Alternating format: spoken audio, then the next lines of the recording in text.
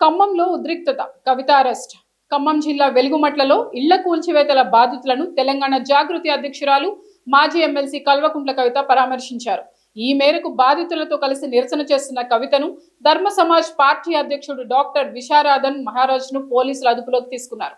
అక్కడి నుంచి వారిని ప్రత్యేక వాహనంలో స్థానిక పోలీస్ స్టేషన్ కు తరలించారు. అయితే కవిత అరెస్టుతో స్థానికంగా ఆందోళనలు మరింత తీవ్ర రూపం దాల్చాయి. ఈ నేపథ్యంలో ఖమ్మంలో రాజకీయ వాతావరణం ఒక్కసారిగా వేడెక్కింది.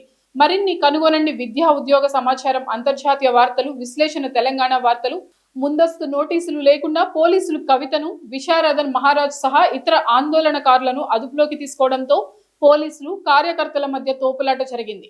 అక్కడి నుంచి వారిని స్థానిక పోలీస్ స్టేషన్ కు తరలించారు. వారిపై సెక్షన్ 41 సిఆర్పిసి కింద నోటీసులు జారీ చేసి విడుదల చేశారు. అయితే రాత్రి 9 గంటల సమయంలో కవిత నేరుగా ఖమ్మంలోని అంబేద్కర్ భవన్ కు చేరుకొని అక్కడ వెలుగుమట్ల నిర్వాసితులతో కలిసి ఆమె నిరవధిక నిరాహార దీక్షను ప్రారంభించారు. బాధితులకు ప్రభుత్వం వెంటనే న్యాయం చేసే వరకు ఈ దీక్ష కొనసాగుతుందని కవిత స్పష్టం చేశారు. ఇదే విషయంపై తన అధికారిక ఎక్స్ ఖాతాలో పోస్ట్ చేశారు కవిత. మహిళా పోలీసులు లేకుండా తమను అదుపులోకి తీసుకున్నారని మండిపడ్డారు.